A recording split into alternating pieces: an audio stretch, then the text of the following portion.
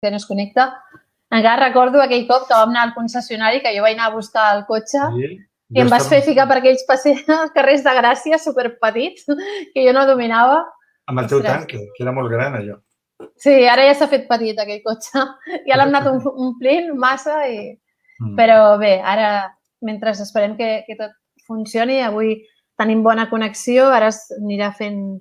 La gent anirà entrant, veig que comença a comprovar amb el mòbil que tot vagi bé, així com a ritual, perquè estic sola aquí, no tinc a ningú que em digui que tot funciona.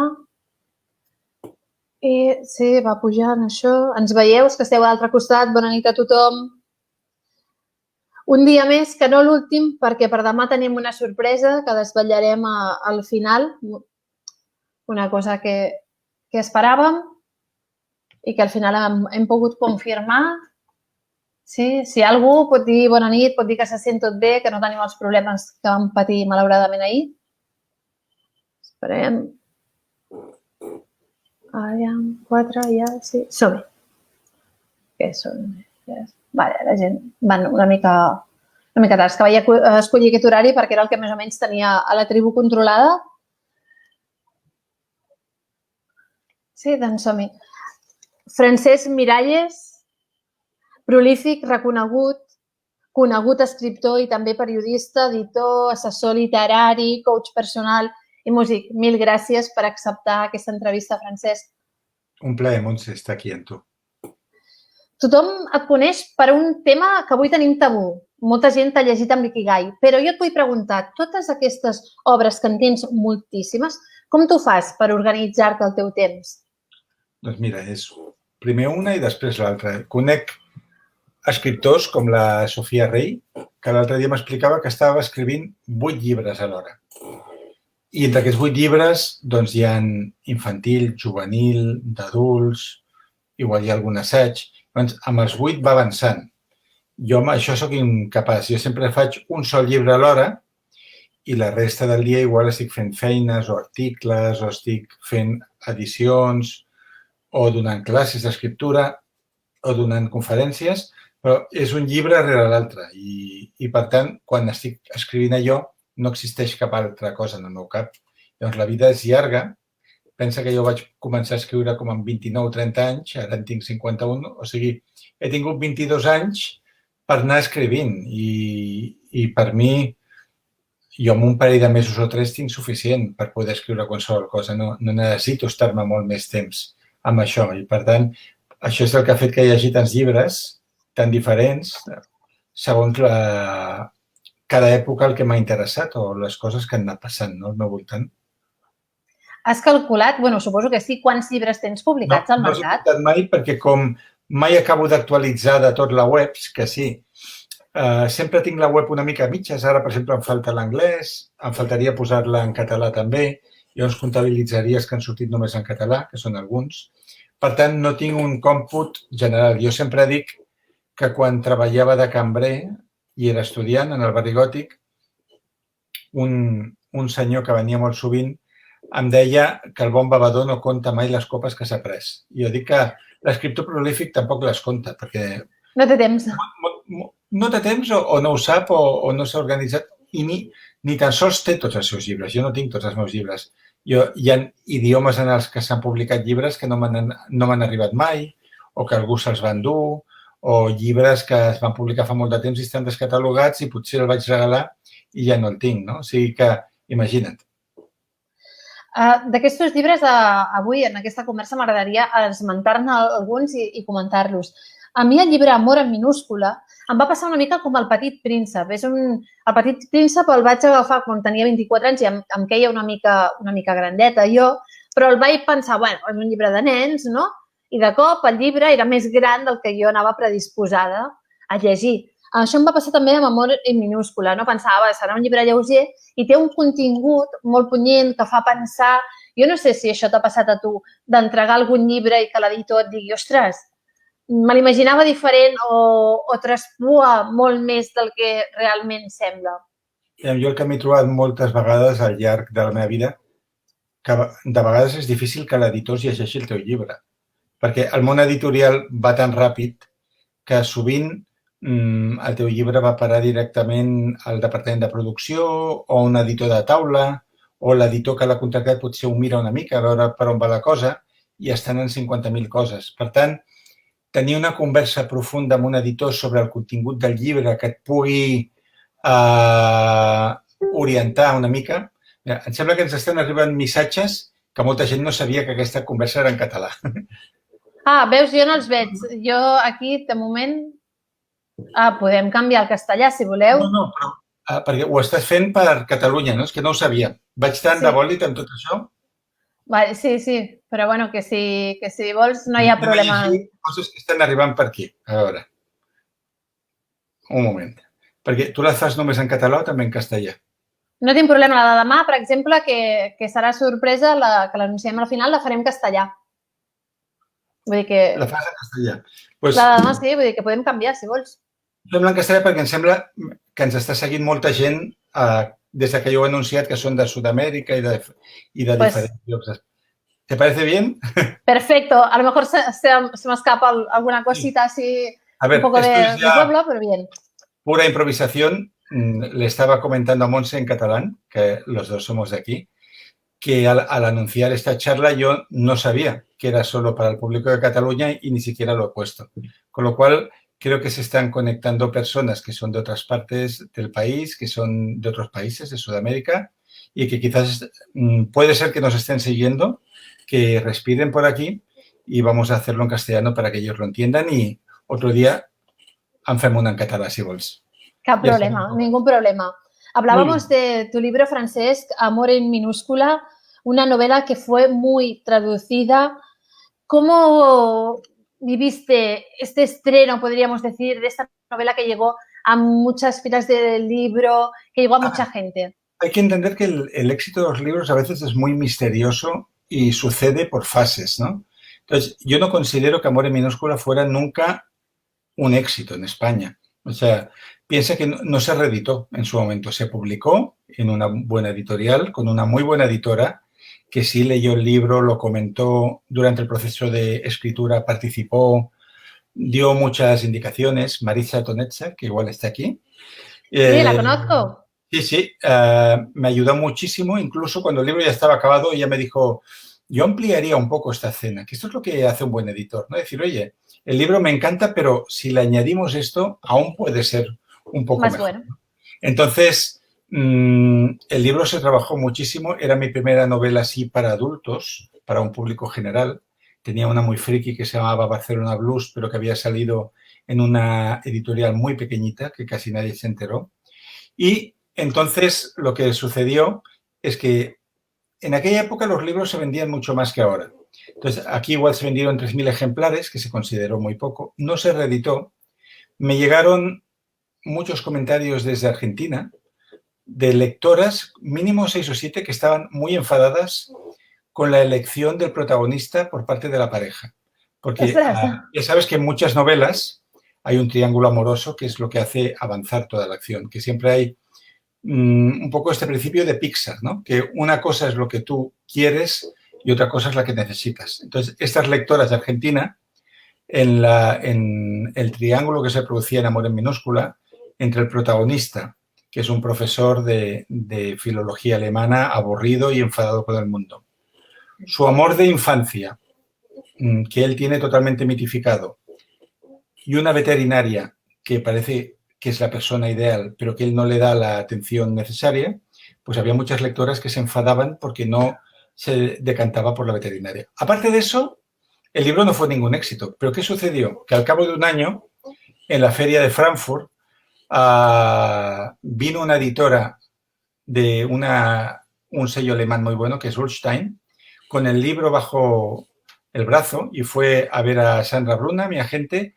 y le dijo, mi amiga me ha regalado este libro, yo leo en castellano, yo soy una loca de los gatos, esta novela me ha encantado y queremos publicarla. Entonces, mi agente me llamó enseguida y yo quedé muy impresionado porque un editor extranjero se interesara por primera vez por mi literatura, por lo que yo hacía. No me había pasado nunca. Entonces, la novela se publicó y todo el éxito que no había tenido aquí lo tuvo en Alemania. Estuvo 2 años entre los 20 más vendidos. Entonces se hicieron decenas de ediciones, decenas. Y eso hizo que el libro luego se tradujera a muchos lugares, como Estados Unidos, en muchos países, 27 creo. Pero realmente un éxito así muy importante solo fue en Alemania.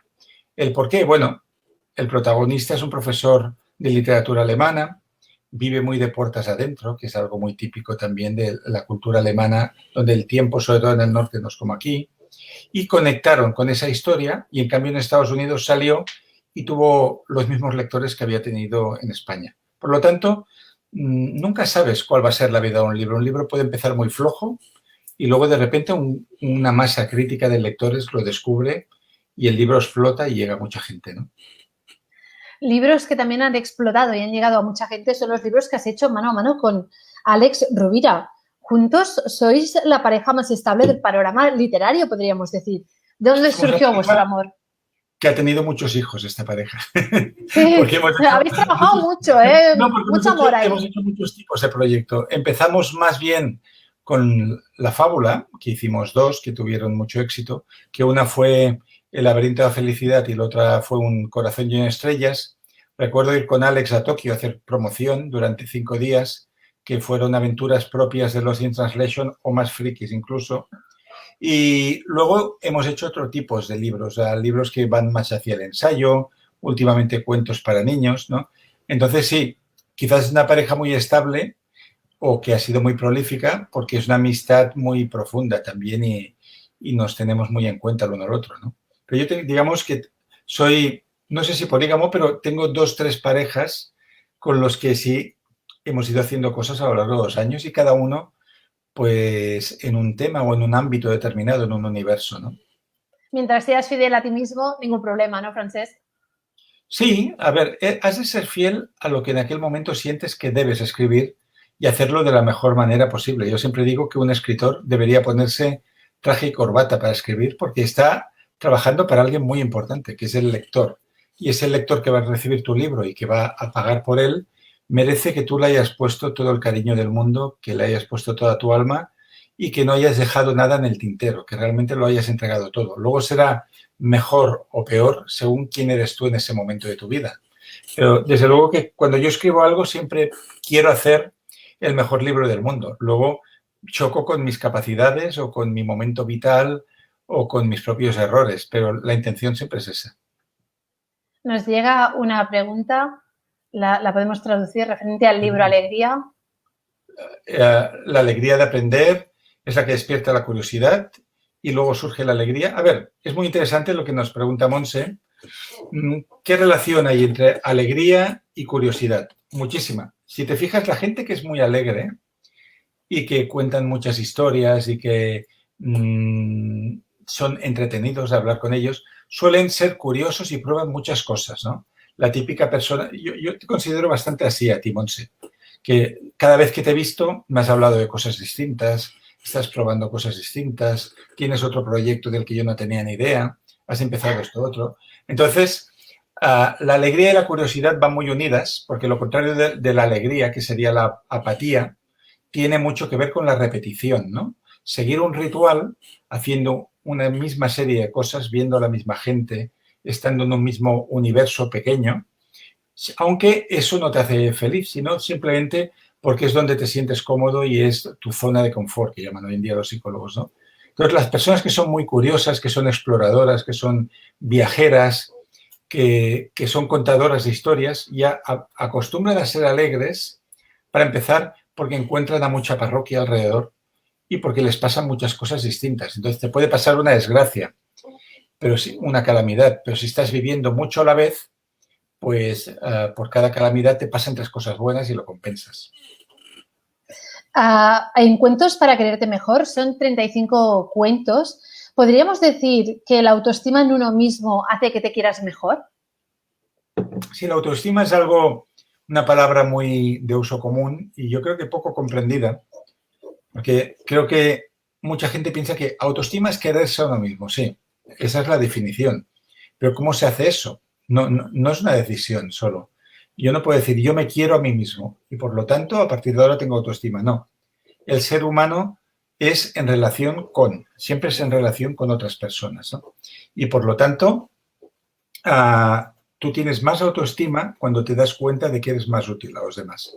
Por lo tanto, una persona que hace una tarea que comprueba en su entorno que tiene un impacto positivo, como un investigador, un médico, un misionero, digo masculino porque es el genérico, ¿eh? O una persona que trabaja con niños, con personas mayores y lo hace con pasión, la autoestima será alta porque tiene el feedback de lo que él o ella hace es importante. La falta de autoestima viene cuando tú sientes que si estás en el mundo o no estás, da igual, que te podrías morir y el mundo no cambiaría en nada. Por lo tanto, autoestima para mí tiene mucho que ver en la validación que nos dan los demás. Y eso no quiere decir que debamos complacer a todo el mundo, pero sí que es importante estar orgulloso de lo que uno hace, de su aportación en el mundo, aunque sea una cosa muy pequeña, porque la autoestima depende de eso en realidad. ¿Y el exceso de autoestima podría dar la mano al ego? El exceso de autoestima suele ser una baja autoestima, suele ser falsa. Estas personas que vemos que van pisando fuerte y que quieren tener la voz cantante siempre en el grupo y que no dejan hablar a nadie y que parece que tienen un ego enorme, en realidad son personas muy inseguras, que lo que tienen miedo es de no recibir la atención de los demás. Por lo tanto, lo intentan de una manera agresiva, ¿no? Imponiéndose de una forma artificial. Entonces, la persona que tiene una autoestima alta no necesita hacer nada. De hecho, esto me lo explicaba muy bien el editor y autor David Barba, me decía, cuando estás delante de un verdadero maestro, el maestro no necesita ni hablar, porque la gente estando delante de él o de ella ya se sienten bien. Por lo tanto, eso es lo que me pasa contigo, Francesc. Y a mí contigo, porque tú eres pura simpatía, pura vitalidad y pura curiosidad, ya que hemos hablado de esto, ¿no? Entonces, siempre, no sé, te veo como alguien que siempre está metida en 1000 proyectos y que incluso tu vida familiar y los cambios que han ido sucediendo en tu vida, hay gente que se apalanca y a ti no te ha pasado. Tú has seguido con tu estilo de vida y eso ya es un gran mérito. Gracias, no sé, soy así, no sé ser de otra manera. ¿Sabes qué me ha sorprendido hoy de ti, Francesc? Yo te conocía y conocía muchas de tus novelas, pero hurgando un poco más allá, he encontrado 2 libros que has publicado, El lector de Franz Kafka y El lector de Hermann Hesse. Claro, eso es la arqueología de uno mismo. Esto viene de cuando yo trabajaba en la editorial Océano Ámbar y dirigíamos una colección que se llamaba El lector de. Entonces, muchos libros los encargábamos, pero yo hice el de Franz Kafka y Katinka Rosés, creo que también firmamos los dos, hicimos el de Hermann Hesse, ¿no? Pero era en esa época en la que yo hacía muchos encargos editoriales, a veces con mi nombre, a veces con un seudónimo, a veces no salía ningún nombre. Hay un libro que aún se sigue vendiendo en las tiendas de té, en el T-Shop, que se llama Todos los tés del mundo, que sale no sé qué seudónimo, y va por la 7ª o 10ª edición, no sé. Que yo... Hoy día del té, ¿no, Francesc? Sí, y que ese libro aún está vivo, se va reeditando, y yo en su momento lo hice como un trabajo que me pagaron tanto por hacerlo y nunca tuve ni royalties ni nada de ese libro, ¿no? Entonces, bueno, el lector de Kafka pues viene de una época en la que con Jaume Rosselló creamos esa colección para estudiantes de bachillerato, para gente de primero de carrera, para lectores que quisieran introducirse en el mundo de un autor complejo, como en este caso era Kafka. Es curioso, ¿no? Porque a veces leer los grandes clásicos, si se puede decir así, nos hace entender mejor la vida, Francesc.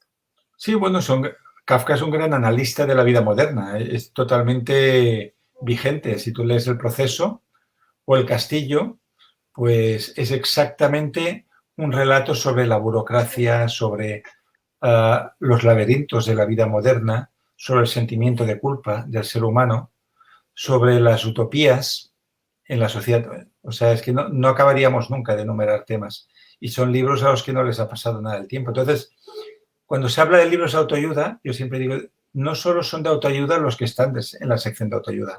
Hay muchas grandes novelas y muchos libros de otros géneros que a ti te ayudan cuando los lees porque amplía totalmente tu visión de lo que es el espíritu humano y de la vida misma. También me ha gustado entrar con el libro Un rayo de esperanza. con este y muchos otros títulos, Francesc, cuando tú vas a una presentación donde tienes que presentar a tu público, a tus lectores, llegas, la sala está llena de gente, te pones en el atril, en el escenario. ¿Tú qué prefieres? ¿Estar ahí explicando el libro o que eso termine para ir a firmar los ejemplares y tener un tú a tú con tu lector? Yo espero ya terminar de firmar los ejemplares para ir a tomar una cerveza con los amigos. O sea, oye, el tema de las presentaciones es complicado. De las pocas personas que sé que llenan las presentaciones, eres tú. No, Yo recuerdo no, presentaciones tuyas de 200 personas, cosa que no he visto nunca en Barcelona yo. Con nadie, ¿eh? Incluso te diría casi. Entonces, bueno, no.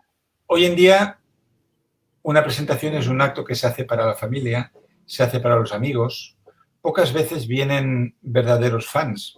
Alguno viene, ¿no? Porque quizás uno está en Honduras, el otro está aquí, que es el motivo por el que te he pedido si lo hacíamos hoy en castellano, solo por el hecho que no lo habíamos anunciado. Si se pone en catalán, Ningún problema. lo hacemos así, pero para que nos puedan entender personas que igual pensaban que lo íbamos a hacer así. Entonces, las presentaciones, de hecho, muchas editoriales no les gusta hacerlas, porque yo he ido a muchas donde hay 2 personas y 3.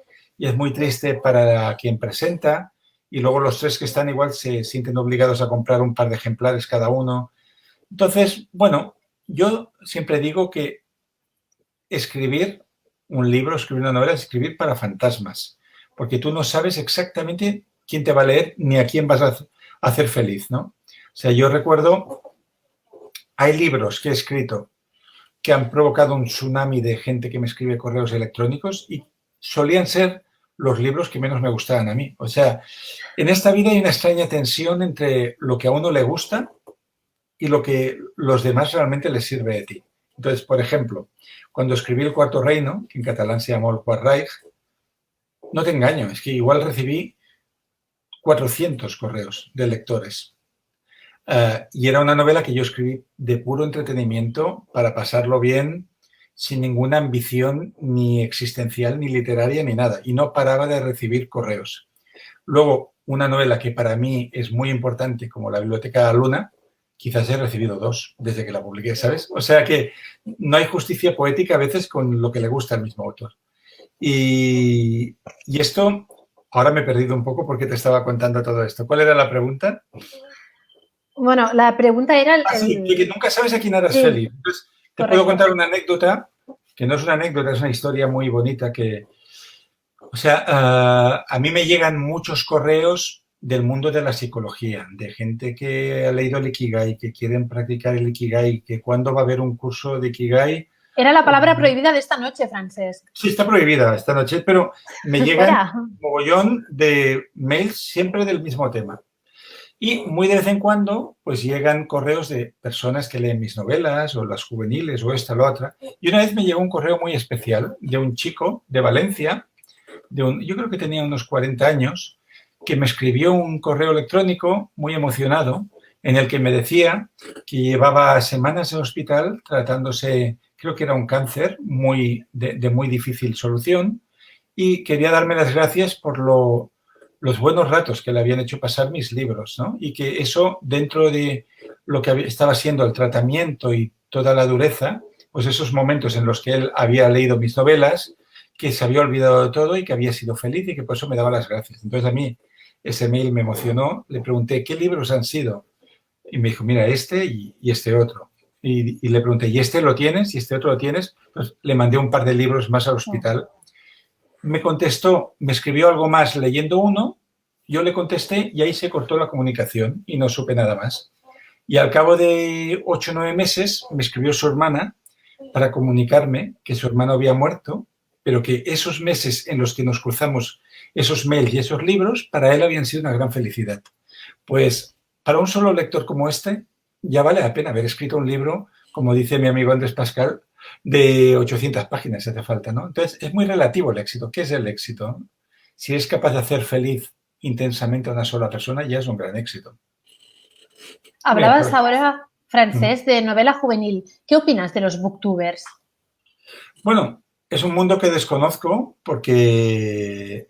Bueno, una cosa son los youtubers y otra los booktubers, ¿eh? Son mundos diferentes. Los youtubers vienen originalmente de los gamers, de gente que jugaban y compartían juegos y luego han hecho otras cosas. Booktuber es alguien que recomienda libros por YouTube, que eso está muy bien.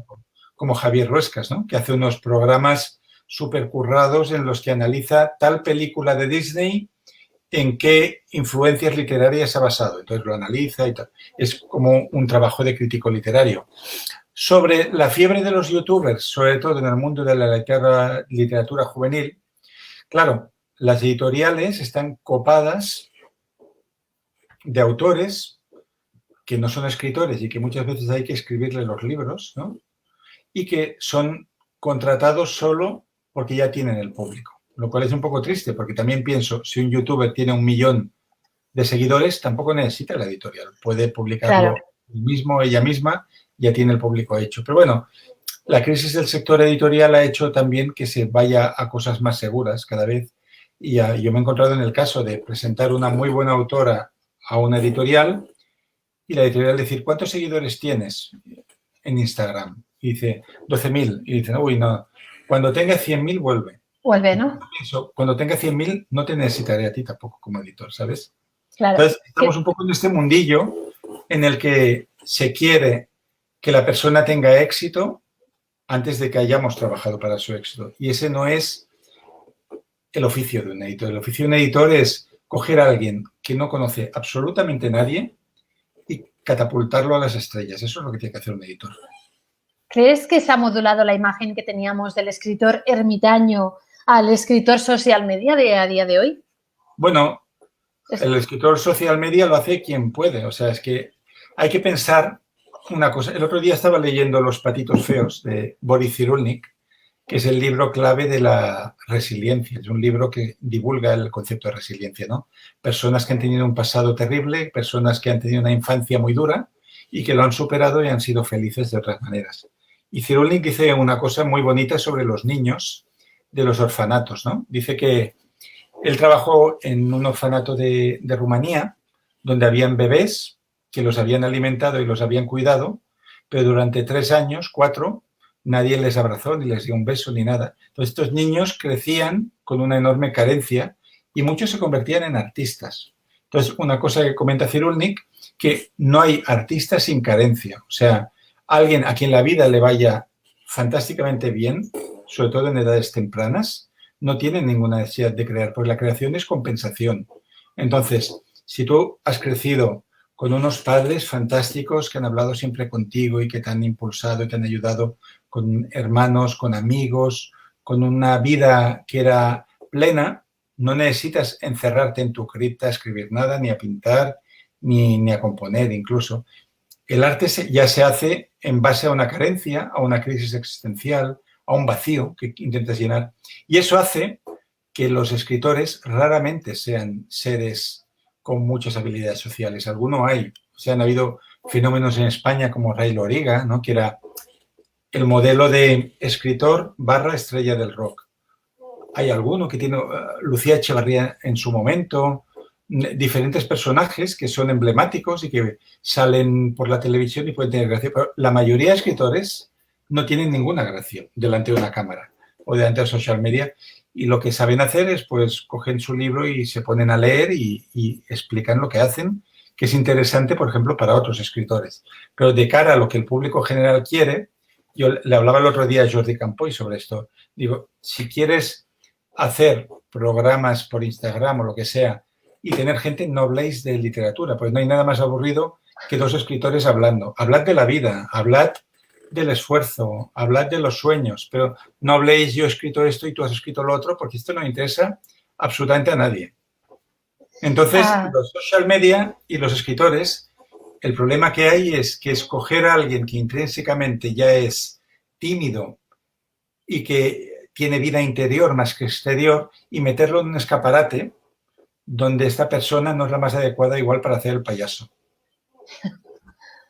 De escritora a payaso, es curioso, ¿eh? Mira, aquí tenemos Pilar Valero que nos pregunta, por lo que dices, actualmente el oficio de editor ha cambiado. Los resultados acostumbran y los riesgos forman parte del vocabulario. Sí, pero mira, yo te voy a decir una cosa, ¿eh?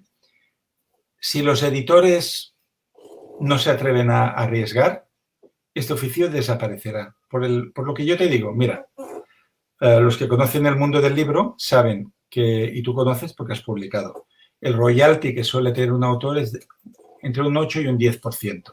Suele ser un 10%, que luego de eso se pagan impuestos, se paga una agencia literaria y luego se vuelven a pagar un montón de cosas. Igual de un libro que cuesta 10 euros, al autor le acaban llegando 50 céntimos, después de todo. Esto tiene un sentido si la editorial provee todo lo necesario para llevarte de la nada al todo. En el momento en el que tú tienes que promocionar tu libro en tus redes sociales, en que tú te tienes que montar tu presentación, en que tú te tienes que hacer tu vídeo, cuando ya todo depende de ti, ¿quién va a querer publicar en una editorial en ese caso, no? O sea, por ejemplo, en el mundo de autoayuda tenemos el caso de Laín, que no sé si sabes quién es. Es un autor así tipo Tony Robbins, motivacional hard. Publica sus propios libros, los distribuye en las librerías y hace su vida. Entonces, yo creo que la manera en que las editoriales puedan sobrevivir es volver al oficio de editor, que es descubrir el talento. Es que el oficio de editor es descubrir el talento cuando nadie sabe que eso es tan bueno, pero tú lo sabes y te ves capaz de transmitirlo al mundo. A ti te descubrieron, Francesc, autor de bestsellers, líder en ventas. Yo no sé cuántos ejemplares has vendido porque no los he contado. A lo mejor tú sí o tu agente sí. Y yo te quiero preguntar, Francesc, cuando más vendes, ¿más responsabilidad tiene tu pluma a la hora de escribir o es más segura? No, no porque es una lotería, ¿eh? O sea, en el éxito hay mucho de azar. Pero uno Entonces, mismo, hay gente que piensa que todos mis libros tienen éxito. No, ya te lo estaba diciendo antes, los libros que más me gustan no han tenido ningún éxito. O sea, mi éxito me disgusta a mí. O sea, a mí me habría gustado tener éxito con la Biblioteca de la Luna, me habría gustado mucho tener éxito con Un rayo de esperanza, que para mí fue muy importante escribirlo, con La lección secreta, pero el mundo no quiere que tenga éxito con estos. El mundo ha querido que tenga éxito con otros libros, ¿no? Entonces, claro, si tú vas, imagínate que cada libro que escribes es una ficha en un casino. Si tú juegas muchas fichas al casino, al final te toca la lotería, ¿no? Entonces, yo te diría que de los libros que he ido escribiendo, igual cada 5 o 6 hay uno que va muy bien y se traduce a muchos idiomas y tiene mucha repercusión, y otros quizás que gustarán a un pequeño grupo, ¿no? Entonces, no es más responsabilidad, porque yo puedo tener un gran éxito con algo y al siguiente libro tener 1000 lectores. O sea, mi vida es un poco como un electrocardiograma, el éxito literario que yo voy teniendo.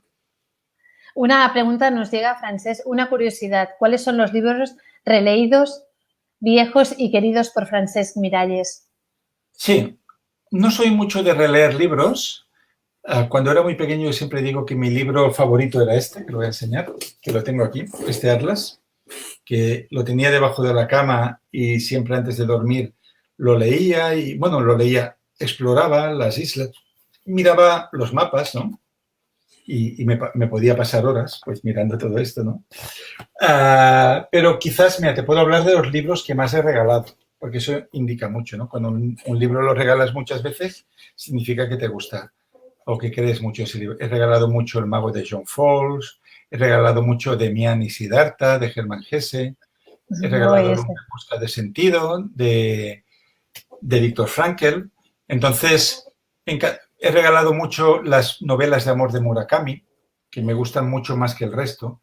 Sobre todo me gusta El sur de la frontera al oeste del sol, Tokyo Blues. Entonces, ha ido cambiando según cada época, ¿no?